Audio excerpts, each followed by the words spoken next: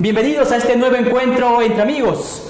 Hoy vamos a conversar con un personaje que ha recorrido gran parte del Ecuador, recopilando historias y leyendas de esos pueblitos que tienen muy bien guardadas. Precisamente él es escritor, es gestor cultural, es poeta, historiador y también es fotógrafo. Damos la bienvenida a Juan Carlos Morales. ¿Qué tal, Juanca? ¿Cómo estás? Muy bien.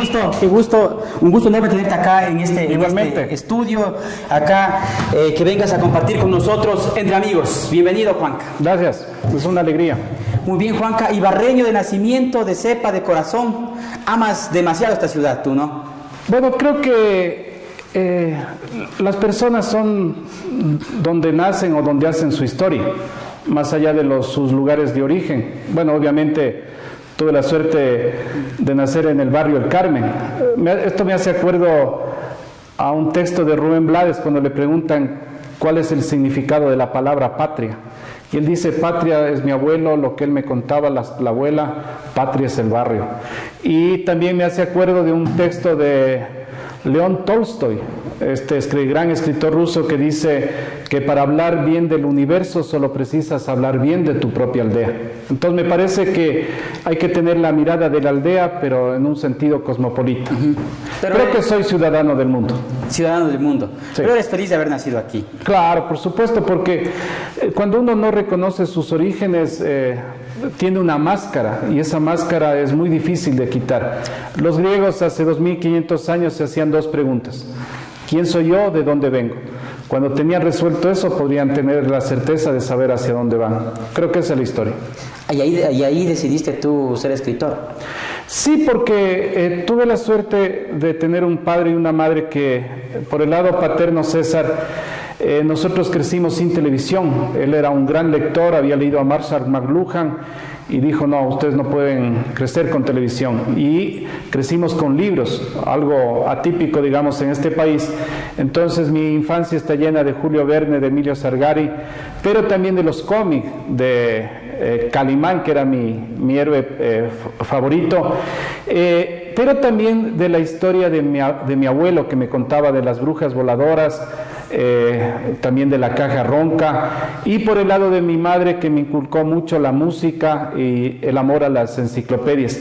Creo que yo sigo haciendo lo mismo que hacía a los 9 años, y eso me parece fundamental, porque es transmitir la memoria de lo que ha pasado en una población o en un país, porque básicamente los pueblos que no tienen memoria son como las personas que tienen Alzheimer, ¿no es cierto? Ya no saben quiénes son.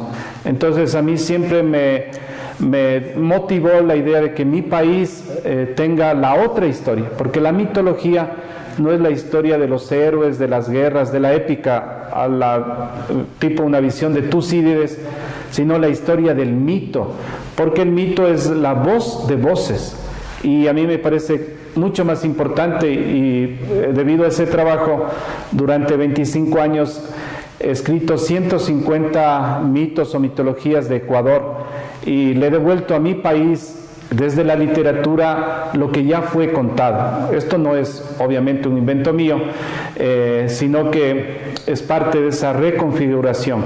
Y por el lado otro, mi vena de escritor, tengo un libro muy interesante que se llama Fabulario el Dragón, premio Tobaldo de Negris al mejor libro ilustrado de América Latina en Buenos Aires.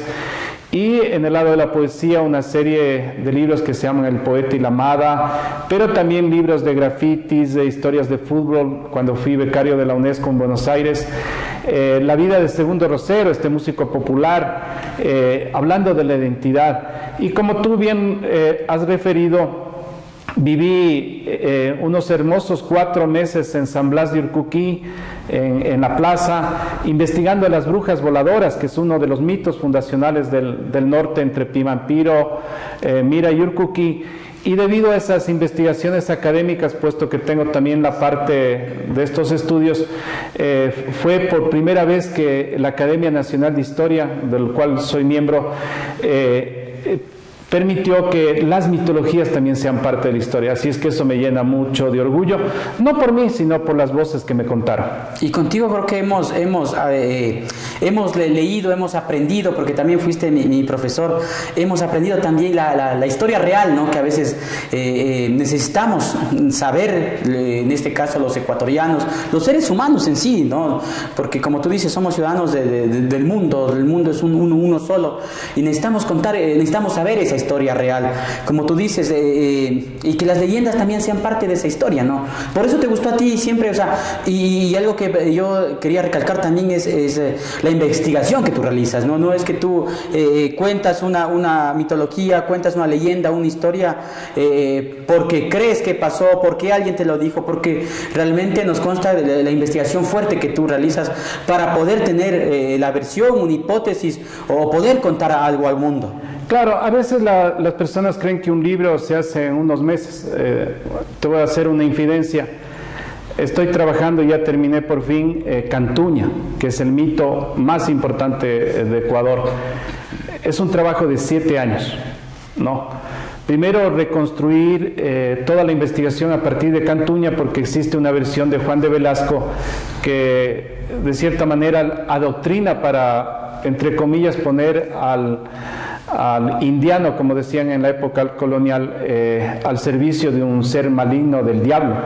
Entonces tuve que investigar muchísimas cosas, los imaginarios del país, cuál es la idea de los espíritus maléficos, pero también porque por lo general trabajo con ilustradores, en este caso Roger Icaza, un magnífico ilustrador, quienes trabajamos durante todo este tiempo para devolverle al país otra mirada de Cantuña, porque no sería nada válido que yo repita lo mismo que dijo Juan de Velasco en 1765, ¿no es cierto?, sino cambiar esa idea de lo que se tiene en Cantuña. Y asimismo, mitos tan importantes que la gente ni siquiera ha escuchado, ¿no? Por ejemplo, Kuhanchan, que es un mito shuar, o también Yempe, cuando los shuar es su manera, su cosmovisión para entender cómo nace el fuego. Entonces, este país es riquísimo, como todos, no es que ni uno es mejor que otro, pero muchas veces ha ocurrido que nosotros mismos no sabemos. Para el caso de Imbabura, por ejemplo, fue muy grato encontrar unos manuscritos olvidados en Otavalo, y reconfigurar el mito de los caranquis, ¿no? Que son los amores del Taita Imbabura y la Mama Cotacachi, cómo se enamoran y tienen sus hijos en los islotes de Cuicocha. Uno que lo he llevado a la filmación, el gigante y las lagunas. Mira, curioso, ¿no? Casi todos los pueblos tienen gigantes. Por ejemplo, tenemos en Galdamesh, que es el mundo persa, ¿no? Tenemos David y Goliat, tenemos los titanes en el mundo griego, tenemos los gigantes de la península de Santa Elena, relatados por Juan de Velasco, pero en Imbabura también tenemos el gigante y las lagunas. Entonces es un mito que se llama cosmogónico. ¿Qué significa esto? Que son los mitos de origen, ¿no? De cómo un pueblo va entendiendo sus relaciones con el mundo, porque Levi Strauss nos advierte que el mito tiene una lógica diferente a la lógica formal, y lamentablemente este autor recién hace unos 50 años se le ha dado la característica y la importancia verdadera de lo que significa el mito, porque antes era una cosa de superchería, cosas de viejas, el mismo caso de las brujas, tanto tiempo vilipendiadas, llevadas a la hoguera en la época desde el siglo XVI, XVII. Entonces son, como tú muy bien señalas, la otra historia, la manera diferente de no quedarnos solo en las estatuas, en los monumentos. Hay una frase muy linda de Eduardo Galeano que está en el prólogo Memorias del Fuego, y él dice que él era un mal estudiante de historia porque la historia para él era un viaje al país de los muertos, y que la historia lamentablemente había sido encerrada en los museos y en las ofrendas florales, y él luego nos recuerda que en América Latina no solamente ha sufrido la usurpación del oro, de la plata, del petróleo, sino básicamente la usurpación de la memoria. Juan Carlos, en total, más o menos, hasta el momento has escrito entre novelas, libros, más de 20, ¿no? Más de 20 Creo que libros. unos 35 libros. 35 libros ya vas escribiendo acá. Y he perdido la cuenta. No, o sea, no me interesa, digamos, sino lo que me interesa es el amor y la pasión de la literatura, no la vanidad, porque hay que decir que en esta vida de escritores hay que trabajar mucho sobre esta cuestión de la fama y de la vanidad, nunca creerse, porque ahí pierdes perspectiva y crees que lo último que has hecho es lo mejor y ahí te estancas. Por suerte yo sigo los preceptos de una filosofía que es el taoísmo, además de muchas lecturas que me ha llevado precisamente eso. Y de manera especial cuando tú vives en los pueblos como yo he vivido en Illuche, en Baños, también investigando la mitología, estás tan solo en una cabaña frente al río Pastaza y sus colinas que no tienes tiempo del ego. Y es mejor, yo creo que a veces el ego te consume tanto, que, como tú dices, y que te puede estancar la vida, ¿no? Claro, hay una frase muy interesante de Lao Tse, escrita hace 3.500 años. Mira lo que dice, señala: el que está de puntillas nunca estará de pie. ¿Qué significa? Que si eres pavo real, si estás siempre esperando los me gustas en tus redes sociales, pierdes perspectiva. Yo por suerte solo tengo real, Instagram. Sí. De la vida real, ¿no? Claro. Porque eso también hay que saber diferenciar entre la vida digital, la vida real es otra cosa, y es una gran diferencia que tenemos que tener claro en el mundo que actualmente estamos viviendo. Así es. Juan Carlos, también fuiste, eres periodista, estudiaste en la Universidad Central Periodismo y trabajaste en el diario El Comercio, tú, ¿verdad? Sí, trabajé 5 años en el diario Hoy y 5 años en el diario El Comercio. A los 23 años tuve la suerte de ser el editor internacional del diario Hoy. A los 26, 27 creé la primera revista para jóvenes, se llamaba Calentura para Jóvenes. Fui editor, es decir, uno de los 8 que manejaba el periódico, pero me di cuenta que esa vida de adrenalina tenía que cambiar, así es que a los 30 años renuncié a todo, como bien nos enseña Siddhartha de Hermann Hesse, y estudié una maestría en la Universidad Andina Simón Bolívar, y eso digamos que me cambió el mundo, una maestría en cultura y otra en historia. Y de ahí me fui a Riobamba a vivir, luego en Baños fui expulsado por el volcán, y en esa época hice un libro muy lindo que es La vida de Segundo Rosero. Viajamos con él, con su grupo de músicos, por Bolivia, Perú, Colombia y Ecuador. Realmente una cosa increíble. Durante 2 años terminamos haciendo una película. ¿Por qué? Porque muchas veces la cultura popular ha sido muy desprestigiada. En este caso tenemos 4 formas de discriminación. Una que es desde el centro-periferia, que es decir, música de chagras. El otro punto es desde la etnicidad, música de cholos, música de indios, música chichera. Luego tenemos el cuarto punto desde la clase social, música del populacho. Y como si no fuera esto suficiente, música de borrachos, música rocolera. Y eso asimismo ha sufrido no solamente la música popular, sino la gastronomía, nuestras leyendas, porque tenemos un país profundamente racista y excluyente. Entonces, lo mismo pasa en las leyendas. O sea, ¿por qué es importante trabajar en los mitos de los caranquis como el Taita Imbabura y la Mama Cotacachi? Porque en la cosmogonía o en la cosmovisión de los pueblos originarios está el sentido de esta ritualidad, y de ahí se entiende las fiestas del solsticio o el Hatun Puncha. No me gusta llamar Inti Raymi porque es más cusqueño, pero solo ahí se entiende nuestro país agrario, el profundo agradecimiento al maíz. De hecho, escribí un libro sobre la fiesta del solsticio y una edición sobre los caranquis, porque a mí me interesa no esa mirada únicamente para el caso nuestro de una Ibarra fundada en 1606, sino qué había antes. Y antes eran los caranquis. 2000 años de historia. Claro, que tal vez la desconocemos nosotros, por la supuesto. mayoría. Juan Carlos, y ese recorrido que tú dices, ¿no? Siempre también te ha gustado reflejarlo en imágenes.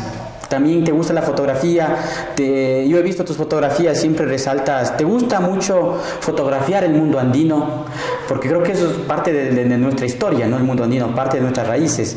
Y también parte, como tú decías, la parte cultural, que rechazamos, que discriminamos nuestras culturas, nuestras tradiciones. Yo he visto fotos tuyas en el mercado, como tú dices, de artistas populares también, porque eso somos y eso no debemos desconocernos, más bien reencontrarnos con lo que somos y reconocer lo que es parte de nuestra cultura. ¿Qué es lo que hace falta a este país? Creo que también para poder que la cultura sea o tenga un mayor reconocimiento. Bueno, una de las partes importantes que hace la cultura es darle identidad a un país y, en otras palabras, darle orgullo, ¿no? Cuando tú estás orgulloso de lo que eres y tienes esa mirada hacia... curiosamente, no una mirada racista, ¿no? Ni excluyente, puedes entender esas simbologías y eso es muy lindo porque eso es lo que somos. Mira, yo hice un trabajo durante 7 años en Angochagua, me contrató en la Junta Parroquial Hernán Sandoval. El proyecto duraba 4 meses, pero me gustó tanto la zona que terminé fotografiando 7 años las fiestas de ellos. Tengo una gran alegría. Creo que la mejor fiesta que para mí de todo el año es cuando él y su familia me invitan a Chilco, a su casa, a bailar los San Juanes. Eso para mí es algo emocionante porque estoy cerca del Tayta-Imbabura, estamos cerca de ese sentido comunitario que nosotros hemos perdido, ¿no? Y porque siempre creemos que la individualidad de este mundo de vértigo y de una suerte de desmemoria, creemos que eso es lo fundamental. No, allí en esas casas de gran acogida, de gran fiesta, también está la vida. Muy bien, Juan Carlos, retomando lo que anteriormente nos conversaste, tú dejas el periodismo, quieres hacer otra actividad también, y creo que también te reencuentras tú como escritor, me imagino, ¿no? Te reencuentras tú como escritor en esa cabaña en Baños, decides eso, de dedicarte a la escritura, a la literatura, que es tu pasión, que es lo que te gusta, y de ahí despuntas también, y dices, tiene una experiencia lindísima con Segundo Rosero, de ahí también sale la película ¿Cómo voy a olvidarte? Así es. ¿Qué tal esa experiencia hacer esta película? Si no me equivoco, tú fuiste quien escribió la película, eres el guionista de la película, ¿verdad? Bueno, una parte escribí, pero ahí tuvimos un problema de choques de visiones. Yo quería hacer nada pretencioso, quería hacer un homenaje a la música popular, al estilo de México. Que tenga un corte más documental. Claro, y era una historia como todo. Borges dice que existen 5 o 6 metáforas en el mundo: el amor, la flor, el río, la mujer. Entonces no quería inventarme nada más que eso. Pero digamos, no fue una experiencia tan armónica esa película, pero en cambio sí llena de experiencias, ¿no? Y eso me llevó siempre preocupado por el cine, ¿no? Hacer lo que estoy haciendo ahora, estos videos de las mitologías de Ecuador.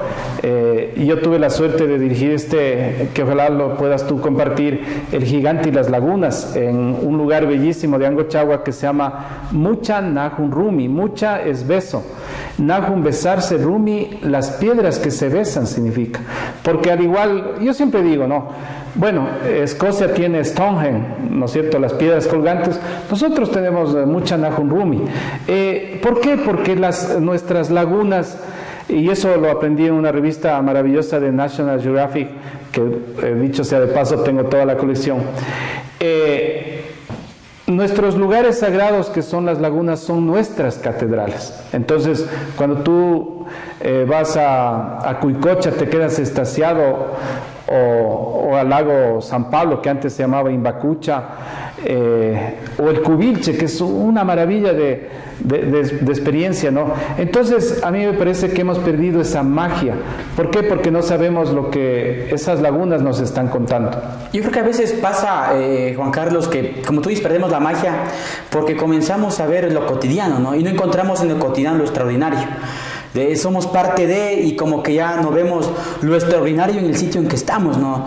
Donde estamos en este momento, en la ciudad de Ibarra, en la provincia de Imbabura, como tú dices, tenemos alrededor increíbles montañas, volcanes, paisajes, culturas, estamos con indígenas, con afros, con mestizos, se conjuga una cultura riquísima en nuestra provincia y no la valoramos, y creo que es de los pocos rincones en el mundo donde sucede eso, y creo que eso es lo que nos hace falta a nosotros, apropiarnos de lo hermoso que es nuestra tierra, de lo rico que es nuestra tierra, o sea, no hablemos más de la comida que es riquísima, o sea, aquí, yo siempre digo, yo aquí soy feliz, vivo feliz por todo lo que tengo a mi alrededor, aquí a veces ni siquiera necesitas plata para salir a pasear, o sea, tú sales a caminar, tienes la loma de Guayabillas, vas caminando y ya te encuentras con la naturaleza y tienes un paisaje lindo, o sea, a veces son un pretexto a veces que tenemos el dinero o no sé, o alguna excusa que tenemos para salir y conocer lo lindo que es nuestra provincia.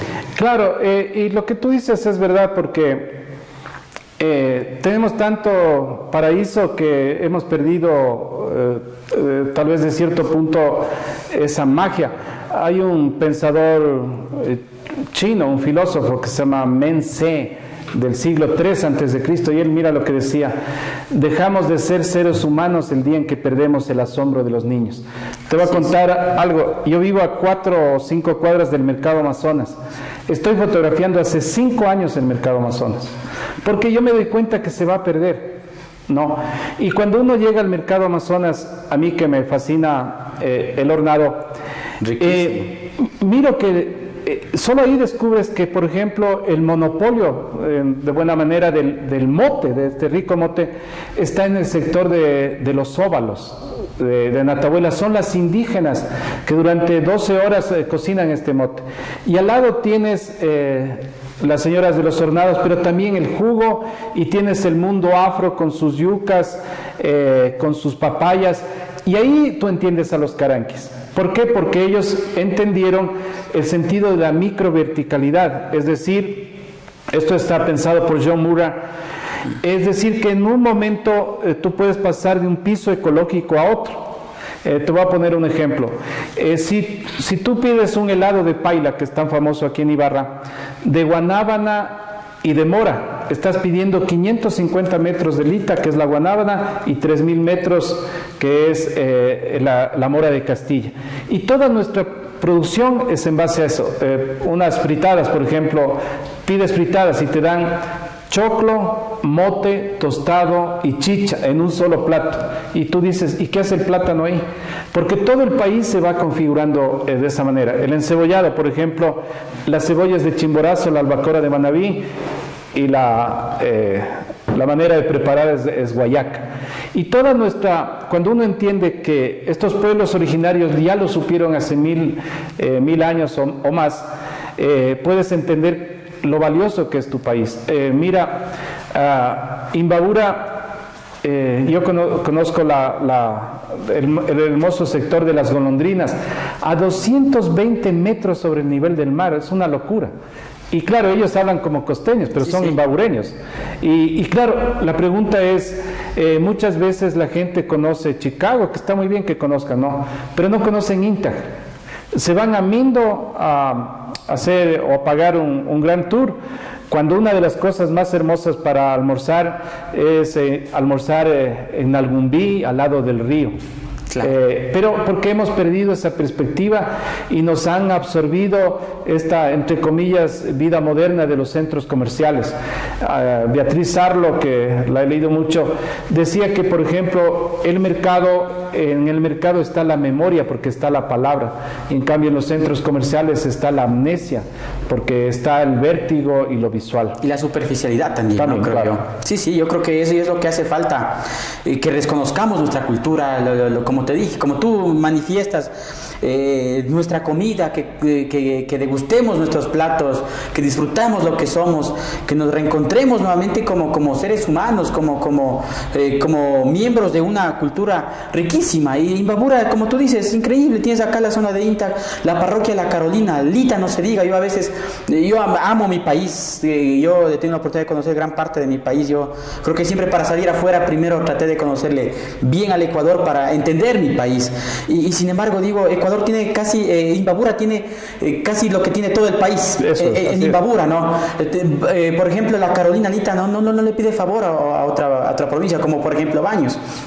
Lo que hace falta es reconocer lo hermoso que es ese sitio. Ahí puedes hacer un montón de tarabitas, puedes practicar deportes de aventura, o sea, y tienes un paisaje increíble, un clima extraordinario. Y aquí estamos a una hora y tenemos un calor riquísimo, el río, la comida, la gente, el ambiente, y cambiamos ya de sitio en un solo instante. Así es Imbabura. Claro, me haces acuerdo, hablando de estas zonas, que un libro que escribí que se llama El poeta y el río fue escrito, mira qué curioso, ¿no? En el río de Cachaco. No, yo siempre suelo ir a ese río. Primero no es por obviamente evitarme gastos ni nada, sino que estas pozas que se forman en los ríos realmente no necesitan ni siquiera yoga estar ahí. Claro. Y en los ríos de Inta, porque pensando en Heráclito, uno tiene que saber que el río siempre se está moviendo, siempre no podemos, él decía, no podemos bañarnos 2 veces en las aguas del mismo río. Y a partir de eso escribí ese libro, pero también escribí un libro que se llama El poeta y la montaña, dedicado a nuestro Taita Imbabura, ¿no? Porque a veces nosotros nos olvidamos de eso. Y en esta suerte de poemas tengo uno que se llama El resplandor, que dice: un poeta sueña en su amada bajo la luna nómada. Ese instante es más eterno que el resplandor de miles de espadas en el campo de batalla. Y ya que entramos en el campo de la poesía, siempre en los libros que yo hago, que son por ejemplo Mitologías de Imbabura, yo incluyo un poema que obviamente no te voy a leer todo, pero miren lo que dice Isadora en Imbabura. Dice: Isadora, cascada frente al Imbabura, sol tranquilo en una cementera de maíz de peguche, como música de violines y de urdimbres de arcoíris, como destellos de caracolas que llaman a los hermanos quedados en el mar. Porque yo no necesito, como el modernismo, crearme cisnes ni alabar lo hermoso que puede ser París, que obviamente no estoy en contra, pero como tú bien has dicho, es importante primero amar lo tuyo. Claro. Hacer de esta vivencia cotidiana, vivencia de la tierra, hacerle algo universal, guardando las distancias, obviamente. Eso es lo que hace García Márquez cuando recrea Macondo. Macondo no es nada más que su aldea, ¿no? Aracataca, y son los cuentos de su abuela y los cuentos que le contaba a su vez el coronel Márquez, ¿no? El coronel no tiene quien le escriba, es eso. 100 años de soledad es eso, y uno tiene que saber encontrar en la memoria de su pueblo las bases de su propia literatura. ¿Qué hace falta, Juan Carlos, para reconocerlos mejor culturalmente en Ibarra, en el Ecuador, para que exista tal vez ese mayor apoyo, ¿no? Mayor reconocimiento de nuestra cultura, que es riquísima y que está ahí y no sobresale donde debería estar? Creo que la tarea fundamental es leer. No. Alvin Toffler dice que existen 3 tipos de sociedades: las sociedades agrarias, que somos nosotros, que exportamos banano, cacao, flores, petróleo y camarón; luego las sociedades de la industria, ¿no? Y luego termina diciendo que es necesario pasar de esas etapas hacia una sociedad del conocimiento, porque solo el conocimiento, solamente la lectura permite la abstracción, y por eso es que los libros perduran. Estoy pensando en Humberto Eco. Él dice que una persona que vive dichosamente unos 70 años pero que no lee, los va a vivir, pero que una persona que lee, en cambio, es una inmortalidad al revés, porque uno estuvo en el momento en que Romeo y Julieta estuvieron juntos, en que Dante Alighieri entró al mundo de su infierno. Estuvo también, mira, tan interesante, ¿no? Un texto que tiene más de 4000 años, dice bésame con los besos de tu boca, más dulce que el vino son tus amores, tus cabellos son como las cabras de Galat. Eso es escrito por Salomón para la reina de Java y está en la Biblia. Entonces, no solamente hay que mirar, obviamente, lo nuestro primero, sino también tener las antenas para entender el mundo, leer todas las literaturas. Yo me precio de haber leído muchísimo, y eso me hace acuerdo de Borges, que es mi escritor favorito, porque él dice que los escritores se precien de lo que han escrito, que él en verdad está orgulloso de lo que ha leído. Y en mi caso, sin compararme obviamente, he vivido esos mundos. Ahora mismo estoy releyendo un libro muy interesante que se llama El infinito en un junco, de Irene Vallejo, acerca de la historia del libro, que es maravilloso el libro, porque los libros perduran. Eco, volviendo a él, dice que existen dos inventos fundamentales que nadie ha podido modificar. Dice la cuchara y el libro. Y acotando esto, Borges señala que los seres humanos han inventado instrumentos para perfeccionarse. Por ejemplo, el microscopio o los anteojos, que es una extensión de la vista. Tenemos el arado, digamos, o la espada, que es la extensión del brazo, pero que solamente el libro es la extensión de la memoria y de la imaginación.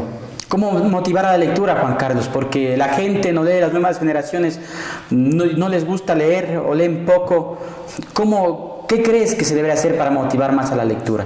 Yo creo que esa es una tarea importantísima. Finlandia lee 47 libros al año, Ecuador medio libro.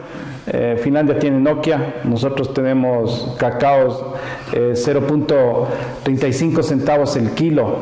Eso ido a la fábrica en Suiza, vale $12, 4.000%. ¿Por qué? Porque no tenemos esta conciencia del conocimiento.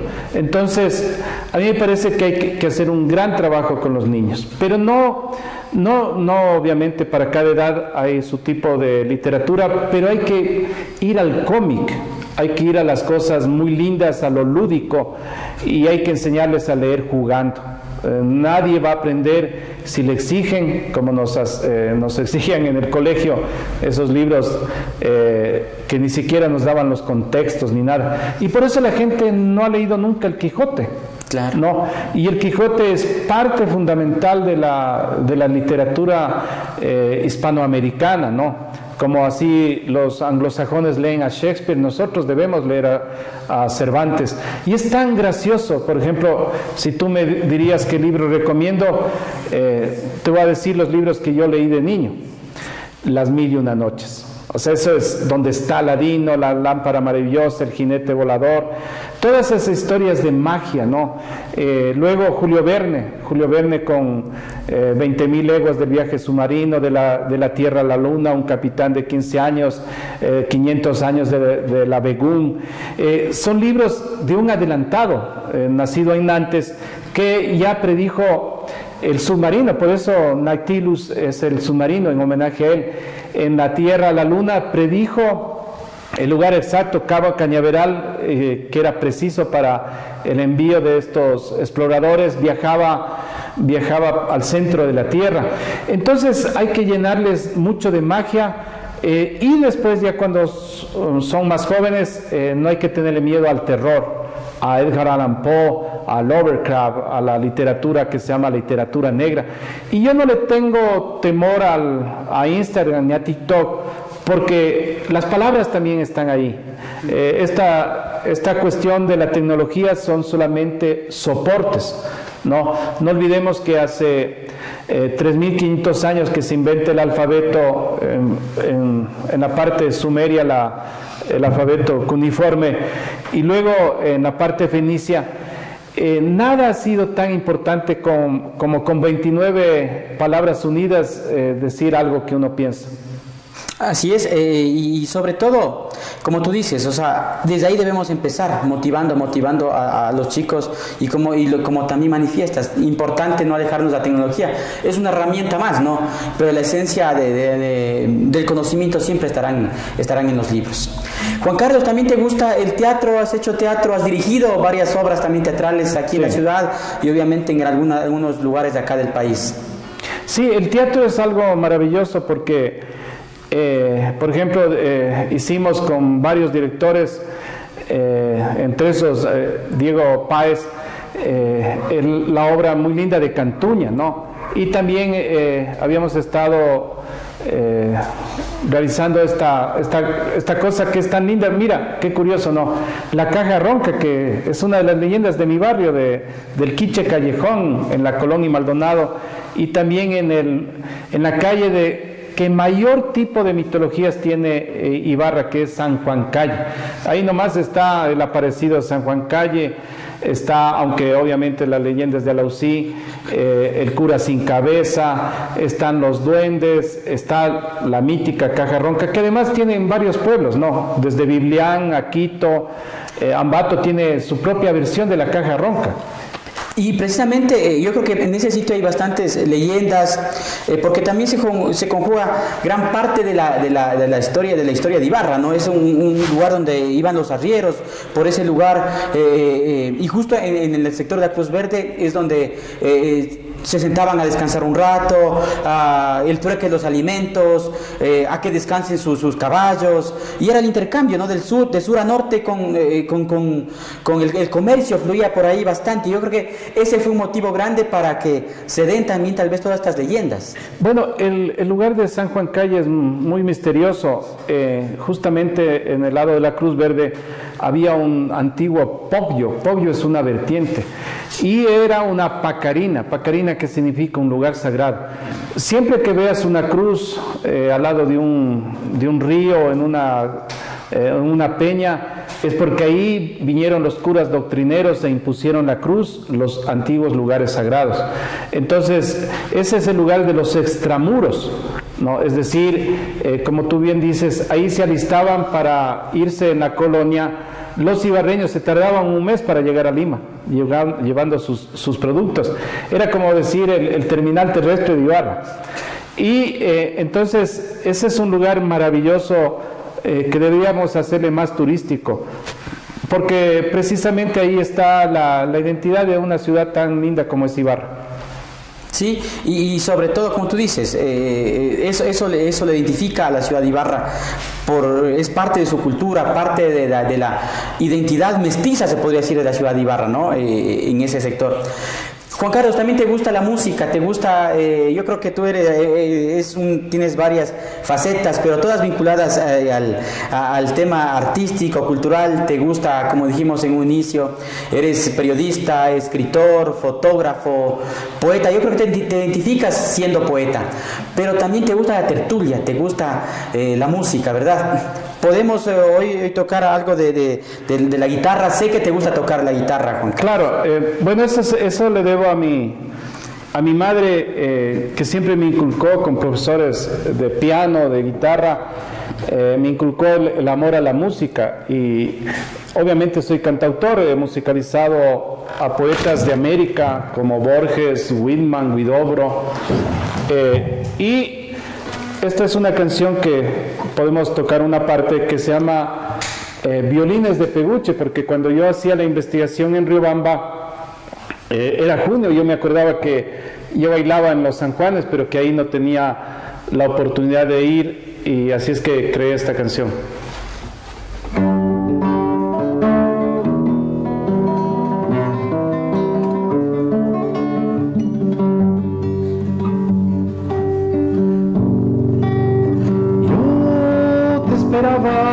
Muchacha,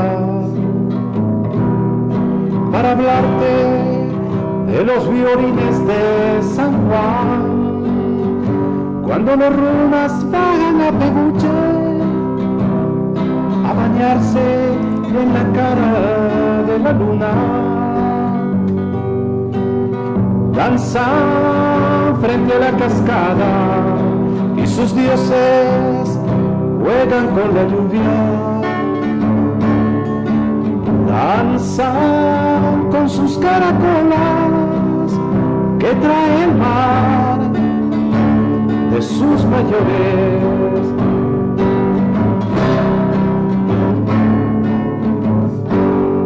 Muy bien, muy bien. El aplauso para Juan Carlos Morales.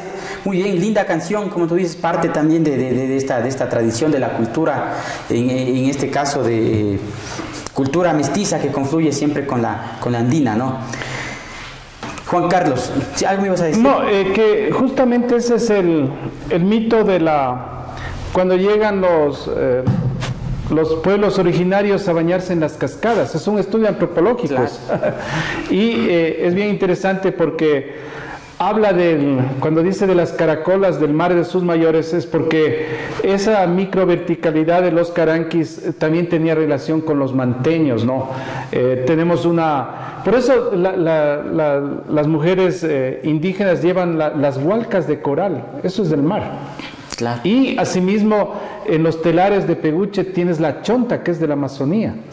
Entonces obviamente aunque está hecha de manera popular, tiene un profundo historia y una visión antropológica de lo que es Imbabura. Muy bien, Juan Carlos, para ya finalizando esta conversación, este encuentro entre amigos, porque creo que somos amigos, somos amigos más allá de cualquier cosa, y que chévere tenerte acá en nuestro estudio, conversar entre amigos. Yo quiero decirte una palabra y tú le defines esa palabra con una palabra o una frase, lo que te nazca a ti, ¿sí? Libros. La memoria del mundo. Cultura. Reconocer los orígenes. Cine. Una de las maravillas de la invención del ser humano. Periodismo. Algo venido a menos, pero que puede mejorar. Amigos. A diferencia del amor, no necesitamos frecuencia para tener el cariño de los amigos. Ecuador. Un país maravilloso cuando uno tiene los ojos para verlos desde la magia interior que uno mismo puede tener. Literatura. Uno de los aportes de la humanidad, pero de manera especial algo que transforma a los seres humanos. Teatro. La puesta en escena de la magia y de los personajes. Fotografía. Uy, esa es muy linda. Es atrapar el alma de las personas en un mínimo haz de luz. Familia. Me haces acuerdo de Rubén Blades, Tanto Control. La familia es todo. Uno puede tener muchos amigos que se van, pero la familia siempre está. Creo que es el puntal que tenemos siempre, sí, donde nosotros nos podemos sostener fuerte. Sí, sí, por supuesto. Ibarra. Ibarra es una ciudad mágica para quien la puede ver desde el corazón propio que tiene. Así es. Muy bien, Juan Carlos, muchas gracias. Gracias por esta conversación. La gente que quiere saber más de Juan Carlos Morales, ¿dónde te pueden ver? ¿Tienes redes sociales? ¿Cómo te pueden buscar la gente que siempre está ahí pendiente de tu trabajo? Bueno, yo por lo general cuando termino un libro que ha sido auspiciado, libero los libros, porque creo que el conocimiento es algo que uno debe compartir. Tengo un blog, juancarlosmoralesmejia.blogspot.com, y en Instagram Pegasus Ecuador, que es mi editorial, pero pueden poner en YouTube, ahí están mis leyendas. Con el tiempo obviamente voy a crear una web para poder liberar, pero en el blog está casi todo. Listo, Juan Carlos, ahí para que la gente esté pendiente de tu carrera. Ustedes también pueden estar pendientes del trabajo que realizamos en nuestra fanpage RC Comunicación. Tenemos nuestro canal de YouTube, no se olviden de darle a la campanita ahí. También pueden seguirnos en Twitter, en Instagram, estamos en todas las redes sociales, por favor, para que estén pendientes del trabajo que venimos realizando. Juan Carlos, un gusto enorme de haberte tenido este día acá junto a nosotros, haber compartido entre amigos, haber conocido un poco más de tu carrera, de todo el trabajo que has venido desempeñando durante toda toda tu vida, porque empezaste desde muy niño y se refleja en todo lo que has hecho en favor de la cultura de la ciudad, de nuestra provincia y de nuestro país. Muchas gracias y que siempre exista cosas muy buenas para ti, que tengas siempre esa felicidad que te mereces. No, para mí ha sido muy grato, más que todo una infidencia. Carlos fue mi exalumno y así es que yo era un profesor algo diferente, íbamos en esa época a lo que hoy es el Tahuandos a mirar las películas, ¿no? Cinema Paradiso y todo, porque yo creo en un tipo diferente de educación, de enseñanza, y hay que poner y crear nuevos paradigmas. Así es. ¿Volverías a la docencia, Juan Carlos? Sí, pero así mismo como tenía solamente un curso, porque el resto ya es demasiado agobiante. Sí, porque curiosamente uno aprende más de lo que enseña, porque la motivación de los chicos, ¿te acuerdas que les enviaba a las pequeñas parroquias de Imbabura? Algunos se resistían, pero luego volvían maravillados, porque era una manera de que también entiendan lo que es esta tierra. Así es que siempre es grato estar con los jóvenes, con los niños, y más que todo creo que es la generosidad de poder compartir una parte del conocimiento, porque no es toda. Yo recuerdo cuando íbamos a las clases, ¿no? En esa época era el Café Arte, aprendíamos tomándonos unas cervezas, viendo en pantalla gigante las películas, y creo que esa es la forma que se debe aprender la comunicación, el periodismo, el arte, la cultura, porque se entiende mejor nuestra carrera, nuestra profesión, que yo siempre digo que es más de oficio que de profesión, se entiende de esa forma mejor. Así que gracias Juan Carlos por todas las enseñanzas que nos has dado siempre, por todo el trabajo histórico, cultural, artístico en favor de toda la provincia, de todo el país. Que sigas cosechando éxitos, que sigas para adelante con todo lo que te has propuesto, que te vaya súper bien y que tengas una vida siempre de mucha felicidad, Juan Carlos. Muchas gracias. Un gusto. Igual para mí. Un gusto, y que sigas siempre adelante con el positivismo que a ti siempre te refleja, y es lo que tú siempre reflejas al resto de la gente. Nos contagias esa buena onda a todos. Gracias, Juan Carlos, y por supuesto también ustedes, muchas gracias por estar siempre pendientes de este encuentro entre amigos. Nos volveremos a ver en una nueva oportunidad.